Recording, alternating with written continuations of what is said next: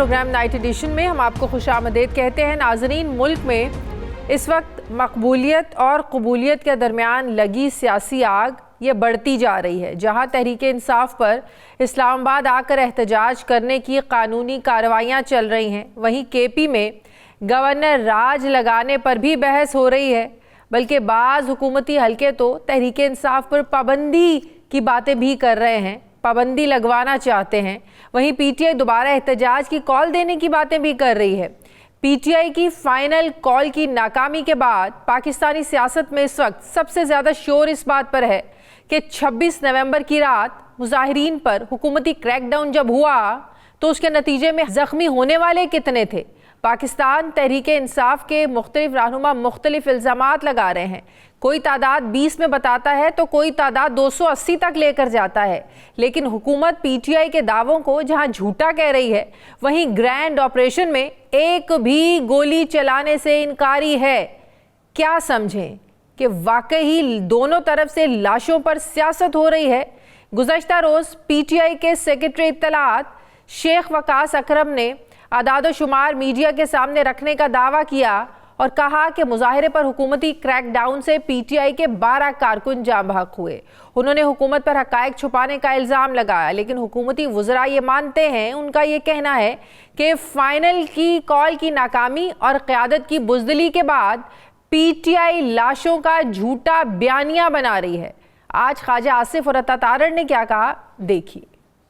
बड़ा अफसोस होता है कि अब डेड बॉडीज की सियासत की जा रही है। पहले कहा गया स्नाइपर शॉट मारे गए, फिर कहा गया स्ट्रेट फायरिंग की गई सामने खड़े होके। अभी तक 3 दिन हो गए हैं, तहरीक इंसाफ एक वीडियो स्ट्रेट फायरिंग की या स्नाइपर किसी छत के ऊपर खड़े की नहीं प्रोड्यूस कर सकी। आप झूठी वीडियोस का, पुरानी वीडियोस का, गजा की वीडियोस का, कहानियों का, आर्टिफिशियल इंटेलिजेंस से बनाई गई वीडियोस का सहारा ले रहे हैं। तीसरा हमला था, उसको नाकाम बनाया। और जिस तरह पीटीआई मैदान छोड़ के भागी, दुम दबा के भागने वाली मिसाल आपको कभी नहीं मिलेगी। मरने की जो है शहादत जो है अभी तक कोई नहीं मिली। मुख्तलिफ किस्म के स्पेकुलेटिव जो है वो चीजें सामने आती रही हैं। इन लीगी वुज़रा के बरक्स वज़ीर आज़म के मुशीर राना सनाउल्लाह का मानना है कि पीटीआई जो फिगर्स दे रही है वो गलत हैं। लेकिन जैसे रेंजर्स पुलिस एहलकारों की शहादत हुई, ऐसे पीटीआई का नुकसान भी हुआ होगा। अब इस सारे मामले पर कौन कितना सच बोल रहा है, जाहिर है जब तक तहकीकात नहीं होंगी ये सब कुछ क्लियर नहीं होगा। पीटीआई डी चौक वाक़े की जुडिशल इंक्वायरी और हक़ाइक़ जानने के लिए फैक्ट फाइंडिंग कमेटी बनाने का मुतालबा कर रही है। लेकिन सवाल ये है कि क्या हुकूमत इस तरफ आएगी, क्या हुकूमत ये करेगी। इस सारे तनाज़े पर हुकूमत और पीटीआई दोनों ही हमें एग्रेसिव मूड में लग रहे हैं।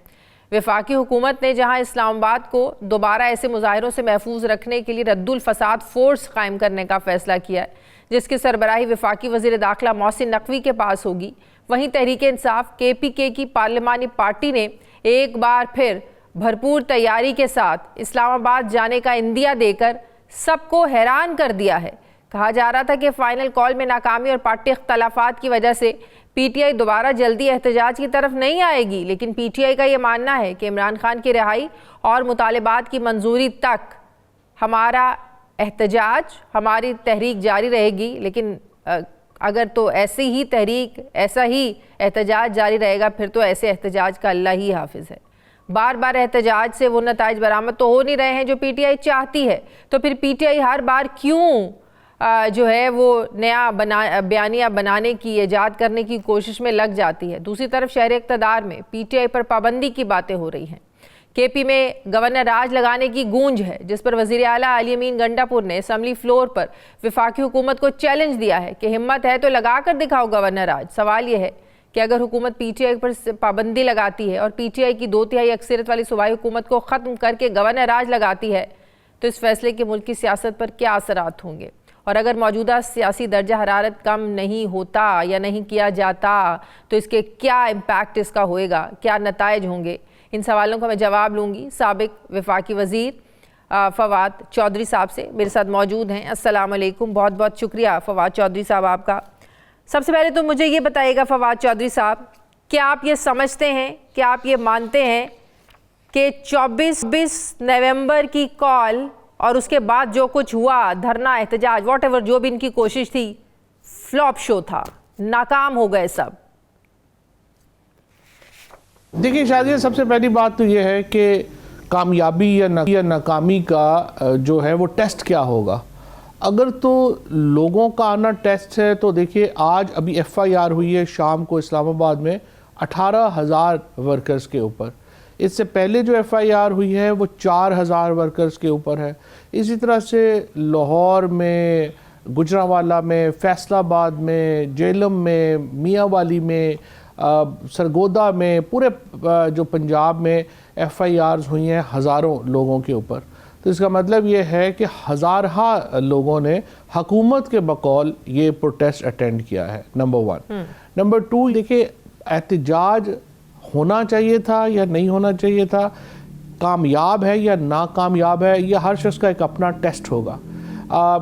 अगर आप बदकिस्मती ये है इस मुल्क में, जिस तरह से आपने अपने इंट्रो में कहा कि एक लड़ाई चल रही है कबूलियत और मकबूलियत में, और कोई शुबा नहीं है कि पाकिस्तान की सबसे मकबूल जमात, पाकिस्तान की सबसे बड़ी पार्टी, पाकिस्तान का सबसे बड़ा लीडर जो है, उसको इस चक्कर में सियासत से बाहर करने की इंतहाई नाकाम कोशिशें जो हैं वो हुई हैं और जारी हैं कि जी वो हमें कबूल नहीं है। जमहूरियत में तो जाहिर है कि ये कॉन्सेप्ट ही एक स्ट्रेंजर है, अजनबी कॉन्सेप्ट है, लेकिन जिस तरीके से 8 तारीख के फ़ैसले को 9 तारीख को बदला गया, शर्मनाक था। उसके बाद जो लोगों के ख़िलाफ़ कार्रवाइयाँ हुई हैं शर्मनाक हैं। जिस तरह से जुडिशरी को ख़त्म किया गया इंतहाई शर्मनाक है। जिस तरह से election commission of Pakistan, speaker office, senate chairman, तमाम ऑफिसेज ख़त्म कर दिए गए, वो हमारे सामने है। पुलिस तबाह बर्बाद कर दी गई। वो बात बिल्कुल ठीक है, इस पर कोई दो राय नहीं है। आज के जो हालात हैं वो 8 फरवरी को अगर अब लोगों के साथ ज्यादती ना होती, लोगों के वोट को इज्जत वाकई मिलती, तो आज शायद हालात भी मुख्तलिफ होते, शायद हुकूमत पर बैठने वाले चेहरे भी मुख्तलिफ होते। There is no second thought, इसमें तो कोई दूसरी राय हो ही नहीं सकती। बात यह उसके बाद जो तहरीक इंसाफ जो रिएक्ट कर रही है, 24 नवंबर की जो फाइनल कॉल का उनका एक रिएक्शन था, और उसके बाद गंडापुर साहब का, बुशरा बीबी साहिबा का वहाँ से चले जाना, कोई कहता दुम दबा के भाग गया, कोई कहता भगाया गया, उनको निकाला गया, उनको सेफ एग्जिट दिया गया। तो आपको नहीं लगता ये लोगों के जज्बात के साथ खेला जा रहा है? बार बार फाइनल कॉल देते हैं, इकट्ठा करते हैं, भाग जाते हैं, फिर बुलाते हैं, फिर इकट्ठा करते हैं, भाग जाते हैं। तो देखिए ना शायद PTI के पास चॉइसेस क्या हैं? क्या हुकूमत उनके साथ बातचीत करके मसले का हल करना चाहती है? Answer is no. आपके सामने हुकूमत ने कहा कि हम हरगिज़ मुज़ाकरात नहीं करेंगे। आपके सामने शहबाज शरीफ कह रहे हैं कि उस जमात ने जिसने हमें बुरी तरह इलेक्शन में हरा दिया, जिसके साथ पाकिस्तान के लोग हैं, वो फितना पार्टी है, और वो समझते हैं कि जब तक इनके सारे मुखालफ मर ना जाएं वो सुकून से हुकूमत ही नहीं कर सकते, या मर जाएं या जेलों में हों। लेकिन ना शहबाज शरीफ साहब की हुकूमत का सिर्फ एक ही तरीका है कि वो बंदूक और लाठी को हर वक्त उठा के रखें, वो इसके अलावा हुकूमत में रह ही नहीं सकते। लिहाजा उनकी कोशिश है कि वो तमाम लोग जो लेजिटिमेटली उनकी हुकूमत को चैलेंज करते हैं उनको क्रश कर दिया जाए, और वो इसी पे लगे हुए हैं। तो PTI के पास चॉइस ही क्या है एहतजाज ना करने के अलावा? जाहिर है कि वो एहतजाज ही करेंगे, या तो ऐसी नाकाम स्ट्रैटेजी के साथ एहतजाज जस्टिफाई करता है फवाद? कोई प्लान B नहीं था, प्लान C नहीं था? अब ये तो एक्सपेक्टेड था ना कि ऐसा कुछ होगा, ये तो नहीं था कि ये लोग जाएंगे डी चौक जाने की कोशिश करेंगे तो जो इंतजामिया हुकूमत है फूलों के हार लेकर खड़ी होगी। जाहिर है ऐसा कुछ एक्सपेक्टेड तो था कि जाहिर है शेलिंग होगी, जाहिर है मार धाड़ होगी, वो सब कुछ हुआ। तो कोई प्लान B प्लान C नहीं था, और ऐसा भी कोई प्लान नहीं था ऐसा कुछ होगा तो क़यादत भाग जाएगी। क्या ये अगर ये प्लान था तो क्या इसे अब कामयाब स्ट्रैटेजी कहते हैं?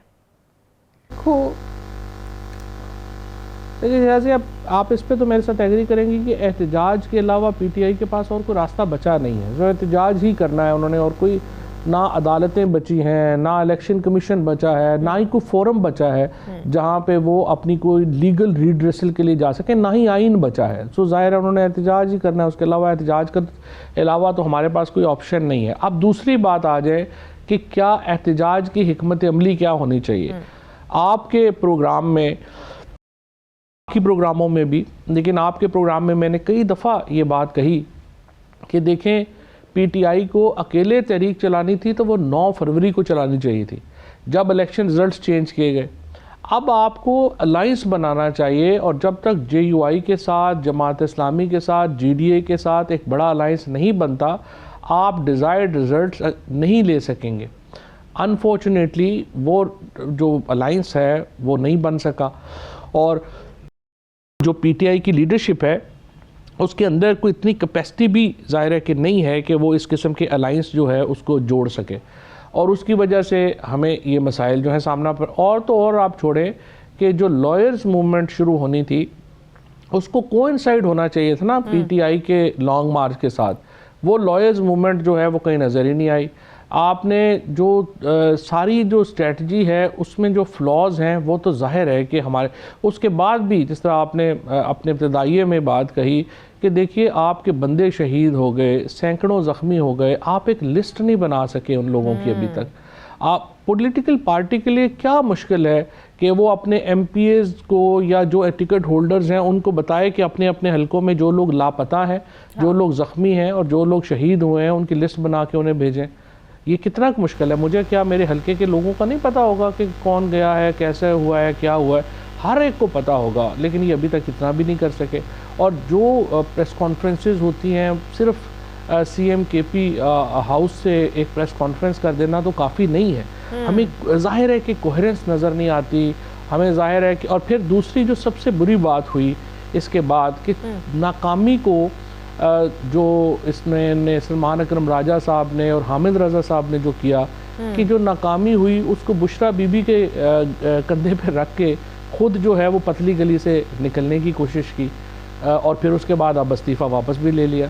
सो जाहिर है कि ये चीज़ें तो हमारे आप ये समझते हैं कि बुशरा बीबी का जब सब अचानक ये खबरें भी आई, हमने देखा भी कि बुशरा बीबी जो है वो एहतजाज को लीड कर रही हैं, तो कारकुनों में एक जान आई, कारकुनों को लगा कि वाकई जो इमरान खान की तरफ से कॉल है, कारकुन एक ज़ाहिर है एक फ्रेश हो गए, और उनका जो पिछला एक्सपीरियंस था गंडापुर साहब का वो कम हो गया, उनका ज़ाहिर है जो दुख था, गम था, गुस्सा था वो कम हो गया जब बुशरा बीबी को उन्होंने कंटेनर पर देखा। आप समझते हैं कि अगर बुशरा बीबी और गंडापुर साहब वहाँ पर रहते तो नुकसान ज़्यादा होता?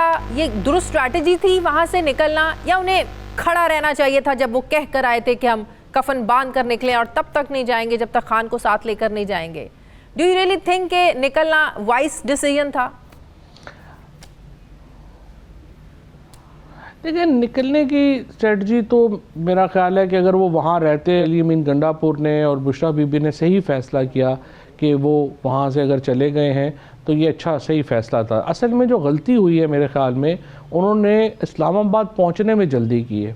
अगर ये जिस तरीके से आ रहे थे, जब इन्होंने अटक क्रॉस कर लिया था, अटक भी क्रॉस ना करते बेशक, और वहाँ पर कुछ दिन लगाते रुकते, पूरा मुल्क पहले ही जामद था, आपने का जो प्रोटेस्ट था वो बड़ा कामयाब जा रहा था, और हुकूमत के ऊपर प्रेशर जो था वो बढ़ रहा था। मुझे लगता है कि जो आना था, आने में जो जल्दी थी वो जाने की जल्दी से ज़्यादा बड़ी गलती थी। आप कह रहे हैं कि प्रेशर रखते, होले आते, सुकून से आते, प्रेशर रखते पूरा मुल्क, लेकिन जैम पैक था, ये भी कोई अच्छी बात नहीं है। नुकसान हो रहा था, रास्ते बंद थे, तो लोगों का बड़ा नुकसान भी हो रहा था। फवाद,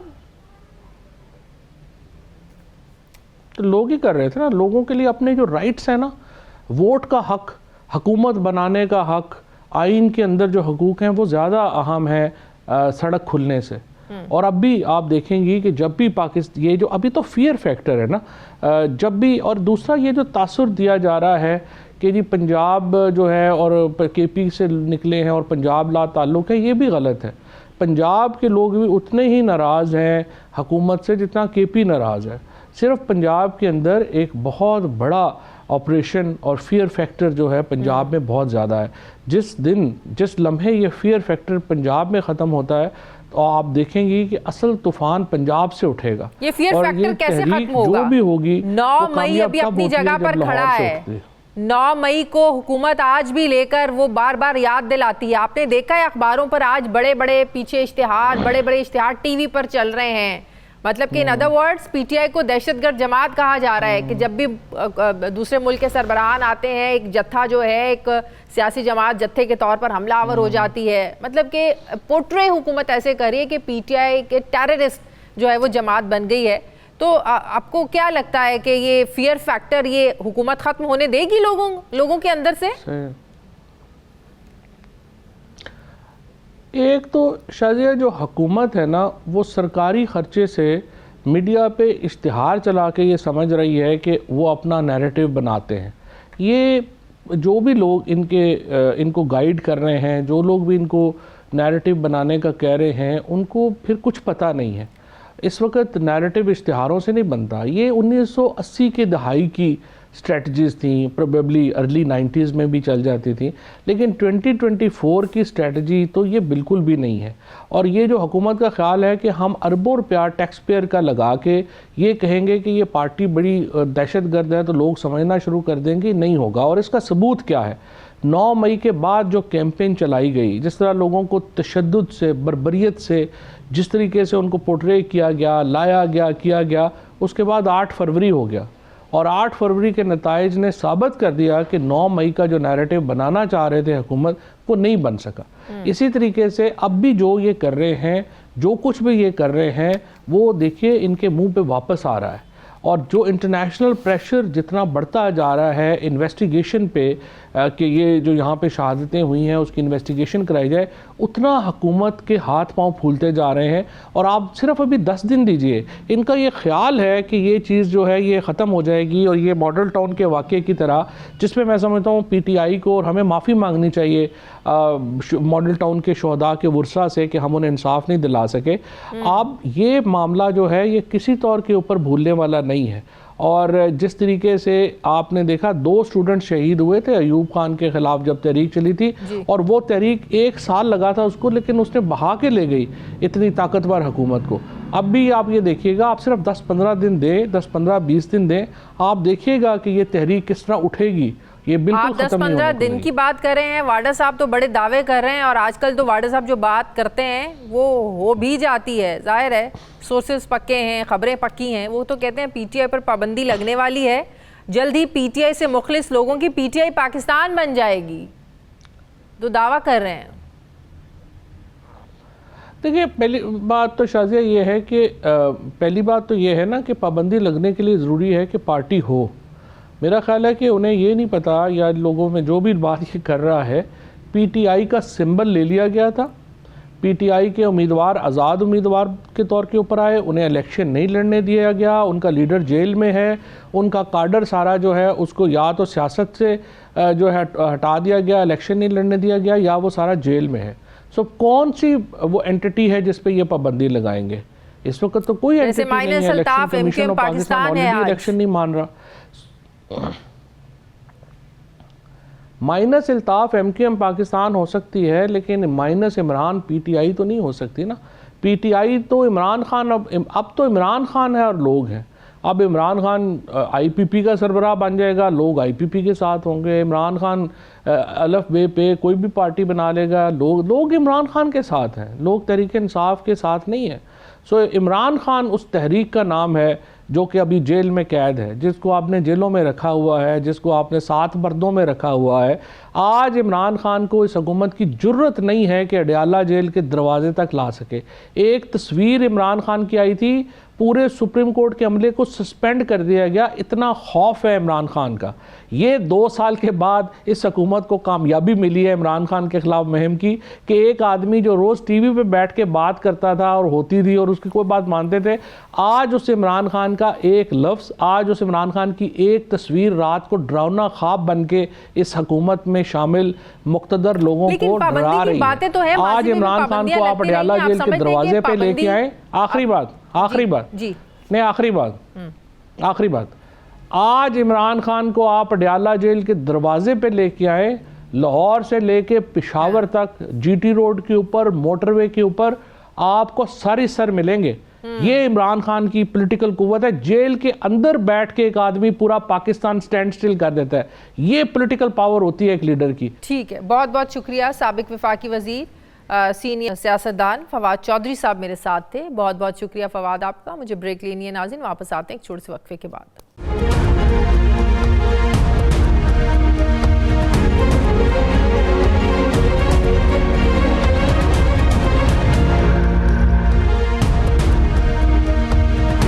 ब्रेक के फिर से आपको खुशामदीद कहते हैं नाजरीन। मुल्क में एक तरफ तो पॉलिटिकल पोलराइजेशन है जो अपने इंतहाओं पर है, वहीं खैबर पख्तूनख्वा में गवर्नर राज और पीटीआई को बैन करने की भी बाज़गश्त है। मुख्तलिफ सियासी जमातों की राय इस पर मुख्तलिफ है, लेकिन हुकूमत इस मामले पर बहुत एग्रेसिव नज़र आ रही है। तहरीक इंसाफ पर पाबंदी का मामले को लेकर हुकूमत के इत्तेहादी पीपल्स पार्टी कन्फ्यूज़ लग रही है। बलूचिस्तान असम्बली में पीटीआई पर पाबंदी की करारदाद मंजूर की गई, जहां पीपल्स पार्टी की ज़ाहिर अपनी हुकूमत है।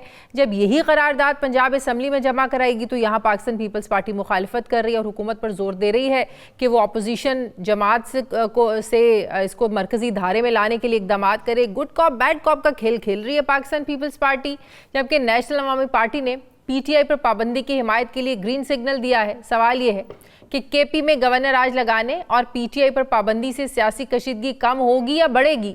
खबरें आ रही हैं कि वफाकी काबीना की अक्सरियत ने केपी में गवर्नर राज लगाने की हामी है और काबीना अरकान का ये मानना है कि केपी की हुकूमत ने जाहिर है खुद मौका दिया है, 2 बार वफाक पर चढ़ाई करके और जवाज़ पैदा किया है कि वहाँ पर गवर्नर राज लगाया जाए। गवर्नर राज को लेकर वफाकी वज़रा के मतज़ाद बयानात हैं। वज़ीर आज़म के मुशीर बराए क़ानून बैरिस्टर अकील मलिक इस बात की तस्दीक करते हैं कि वज़ीर आज़म के पीक में गवर्नर राज पर क्लियर हैं, कोई कन्फ्यूजन नहीं है और कुछ अरसे के लिए खैबर पख्तूनख्वा में गवर्नर राज लगाने पर गौर किया जा रहा है। लेकिन वफाकी वज़ीर इत्तलात अता तारड़ इस बात की तरदीद कर रहे हैं कि केपी में गवर्नर राज का मामला ज़ेर गौर नहीं है, हम पीटीआई को मजलूम नहीं बनने देंगे। मतलब कि हर तरफ कन्फ्यूजन ही कन्फ्यूजन है, कोई भी पार्टी जो है वो ऐसा नहीं है, कन्फ्यूजन से पाक नहीं है। पाकिस्तान पीपल्स पार्टी कंफ्यूज है, लगाने उनको पर पाबंदी लगनी है नहीं लगनी। एक सूबे में वो कहते हैं हिमायत करते हैं करारदाद की, दूसरे सूबे में मुखालफत करते हैं। तहरीक इंसाफ में है ही कन्फ्यूजन और मुस्लिम लीग नून में भी कन्फ्यूजन है कि इनको हम मजलूम नहीं बनने देंगे। दूसरा जो ग्रुप है वो कहता है कि नहीं गवर्नर राज लगना चाहिए। इसी पर मैं बात करूँगी। सीनियर सहाफ़ी तज्ज़ियाकार माजिद निज़ामी मुझे ज्वाइन कर रहे हैं। अस्सलाम वालेकुम, बहुत बहुत शुक्रिया माजिद आपका। माजिद, ये जो हालात चल रहे हैं पूरी की पूरी हमारे मुल्क की जो सियासत है, लगता है पाकिस्तान तहरीक इंसाफ को जकड़ने के गिर्द घूम रही है। कहीं केपीके में गवर्नर राज लगाने की बातें हैं तो कहीं पाबंदी लगाने की बातें हैं। क्या मुल्क में जो इंस्टेबिलिटी है पॉलिटिकली, क्या ये पीटीआई को कहते हैं ना वो नुकरे लगा देना, ख़त्म कर देना, इनको नुकरे लगा के ये इंस्टेबिलिटी ख़त्म होगी क्या? जी बहुत शुक्रिया। मुझे ऐसे लगता है कि ये मामला बिल्कुल अहमियत का हामिल इसलिए है कि 8 फरवरी के इलेक्शन के बाद से जो सूरत हाल सामने आई कि जिसमें आज़ाद उम्मीदवार अक्सरियत में थे और मुस्लिम लीग नून दूसरे नंबर पे थी, उसके बाद ये एक ऐसा तनाज़ा है कि जिसका हल नज़र नहीं आ रहा और इसी वजह से कभी तहरीक इंसाफ एहतजाज करती है तो कभी मुस्लिम लीग नून और हुकूमत उसे रोकने की कोशिश करती है। अब चूंकि गवर्नर राज की बातें हो रही हैं तो उसकी बुनियादी वजह यही है कि हुकूमत और तहरीक इंसाफ के अंदर कोई दरमियानी रास्ता नहीं निकल पा रहा और बातचीत का वो सिलसिला जो शुरू होना चाहिए था या पार्लियामान के अंदर चीजों को हल होना चाहिए था, वैसा नहीं हो रहा। चूंकि अब सड़कों पे फैसले किए जा रहे हैं तो इस सारे सूरत हाल के अंदर तो इसमें कसूर किसका है? सड़कों पर फैसले करना, हुकूमत ने तो नहीं कहा कि आप सड़कों पर आकर फैसले करें। क्या ये मौजूदा पाकिस्तान तहरीक इंसाफ की लीडरशिप का कसूर है? उनमें इतनी सख्त नहीं है, उनमें इतनी अहलियत नहीं है, या वो इतने बाइख्तियार नहीं है कि आगे बढ़े और बातचीत करें? जी बिल्कुल, तहरीक इंसाफ का बुनियादी मामला यही है कि वो साबिक वज़ीर-ए-आज़म इमरान खान के हुक्म के मुताबिक ही अपनी पॉलिसी बनाते हैं और अभी उस हवाले से उनके पास कोई वाज़ेह डायरेक्शन मौजूद नहीं कि मुफाहमत या बातचीत को किस तरह से आगे लेके चलना है। ये बात तो जरूर की जाती है कि मुज़ाकराती कमेटी है, पार्लियामान में बात होनी चाहिए, लेकिन उसका रोड मैप क्या होगा, कॉन्फिडेंस बिल्डिंग मेजर्स क्या होंगे, जलसे जुलूस की हिकमत अमली क्या होगी, इस चीज को भी तय नहीं किया गया। तो इसी लेकिन वजह लग रहा था कि बुशरा बीबी जब उन्होंने लीड किया तो लग रहा था कि बड़ी कंफ्यूजन दूर हो चुकी है और बुशरा बीबी लीड करेंगे और इसका कुछ ना कुछ तो नतीजा निकलेगा। अब जिस कंफ्यूजन की आप बात कर रहे हैं, पीटीआई को हम सब जानते हैं कि जब तहरीक इंसाफ की हुकूमत थी, पंजाब को कौन चला रहा था, किसके फैसले हो रहे थे, बुशरा बीबी का बड़ा एक किरदार रहा है। आज अब तो इमरान खान साहब की बहन भी रुबीना खान भी ये बात कर रही हैं कि पंजाब भी बुशरा बीबी फरागोगी के जरिए चला रही थी, तो ये कोई ढके छुपी बातें नहीं है। तो बुशरा बीबी के बाहर आने के बाद भी कन्फ्यूजन आपको लगता है बाकी रहेगी? जी, उसकी वजह यह है कि पार्टी का एक स्ट्रक्चर मौजूद है जिसके अंदर वो बतौर बेगम इमरान खान तो मौजूद हो सकती है, लेकिन पार्टी में उनका क्या रोल होगा ये डिफाइन नहीं है। हमने ये देखा है कि एहतजाज और धरने की जो कॉल थी उसके पहले मरहले में तो बुशरा बीबी कामयाब रही, वो डी चौक तक पहुंच गई, एक बहुत क्राउड उनके साथ था, उन्होंने तमाम रुकावटें अबूर कर ली। लेकिन उसका जो फेज 2 था या जो दूसरा मरहला था जिसमें पुलिस ऑपरेशन हुआ या वहां पर रात को कैसे सस्टेन करना है, लोगों को कैसे रोकना है, उसकी मंसूबाबंदी बिल्कुल नहीं थी और हालात खराब हो गए।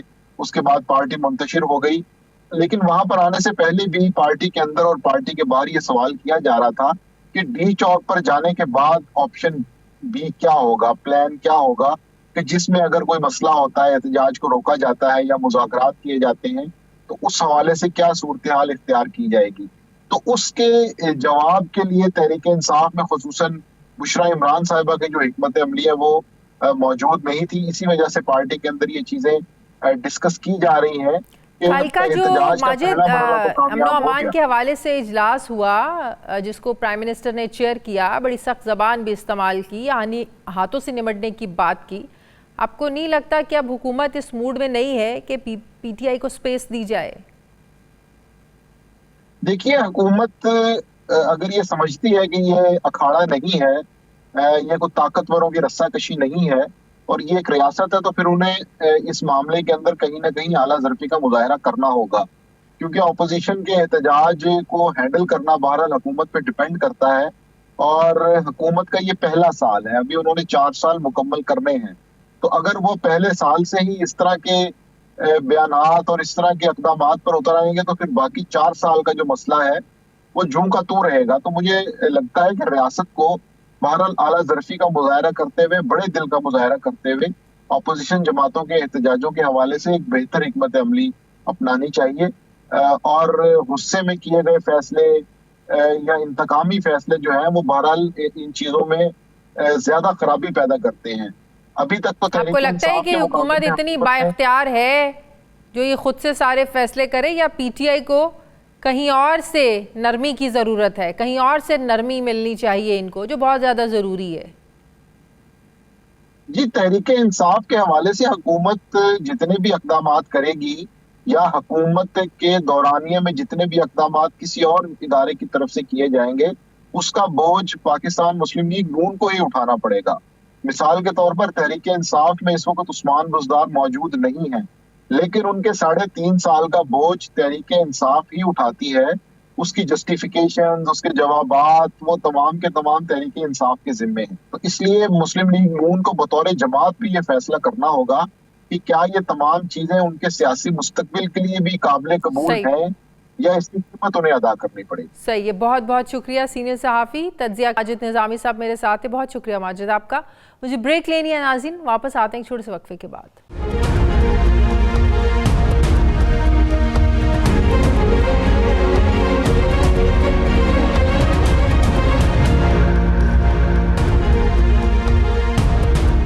ब्रेक के बाद एक बार फिर से आपको खुशामदीद कहते हैं नाज़रीन। कहा जा रहा है कि इंडिया और पाकिस्तान में क्रिकेट के खेल पर भी सियासत हो रही है, यानी भारत ने फरवरी में पाकिस्तान में होने वाली चैंपियन ट्रॉफी के लिए पाकिस्तान आने पर जो इनकार किया, इसे भारतीय हुकूमत का फैसला मानकर सियासत का नाम दिया जा रहा है और मेरी नज़र में ये सियासत की तौहीन की जा रही है। सियासत का बुनियादी उसूल ही मुफाहमत है, मानने और मनवाने यानी कायल करने का नाम है।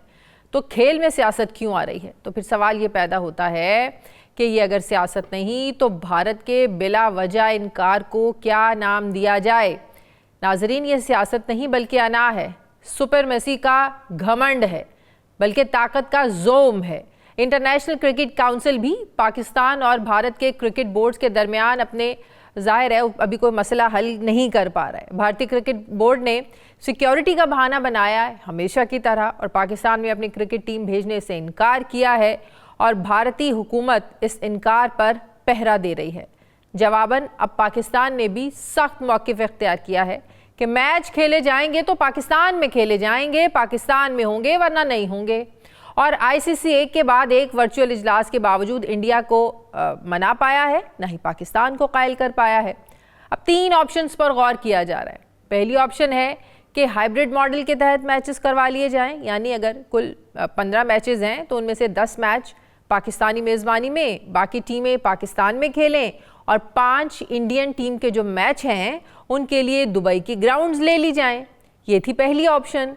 दूसरी ऑप्शन ये है कि सारे का सारा इवेंट यानी टूर्नामेंट किसी दूसरे मुल्क में करवा लिया जाए, लेकिन जो होस्टिंग है, मेज़बानी है, ये पाकिस्तान के पास ही रहे।